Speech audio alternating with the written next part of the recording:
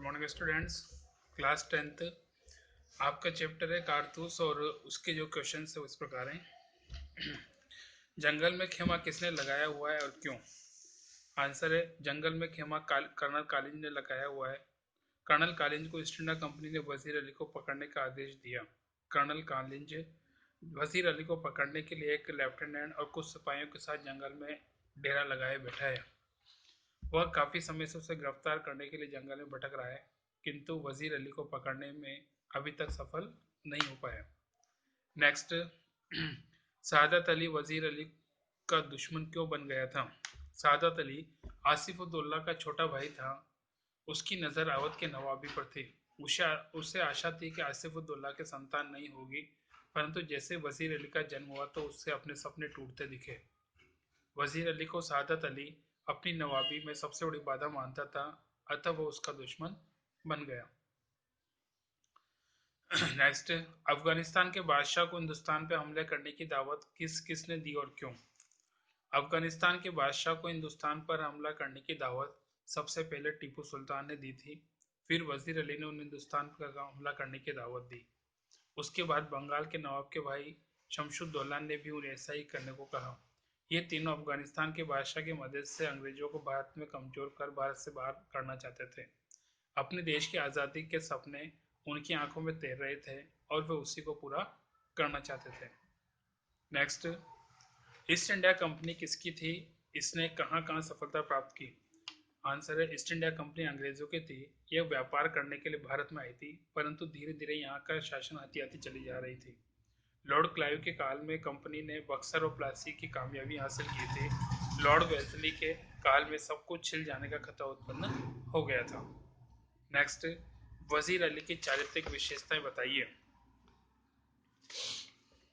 वजीर अली एक बहादुर, साहसी और निडर व्यक्तित्व का स्वामी था। वह अवध का नवाब आसिफुद्दौला का पुत्र था। ईस्ट इंडिया कंपनी ने उसे पद से हटाकर उसके चाचा सादत अली को अवध का नवाब बना दिया। वजीर अली के चरित्र की विशेषताएं निम्नलिखित है। फर्स्ट, स्वाभिमानी। वजीर अली अत्यंत स्वाभिमानी है। उसे अवध के नवाब के पद से हटा दिया गया तो कंपनी के गवर्नर ने उसे कलकत्ता बुलाया, परंतु वो वहां नहीं गया।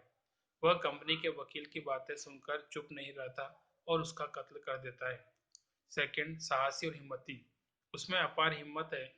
उसे मालूम था कि कंपनी सरकार उसकी जान के पीछे पड़ी है, लेकिन उसका अफगान और नेपाल की सहायता से फिर से अवध की नवाबी को प्राप्त करने का प्रयास सचमुच उसकी हिम्मत होने का प्रमाणित करता है, उसका सबूत है। जाबाज।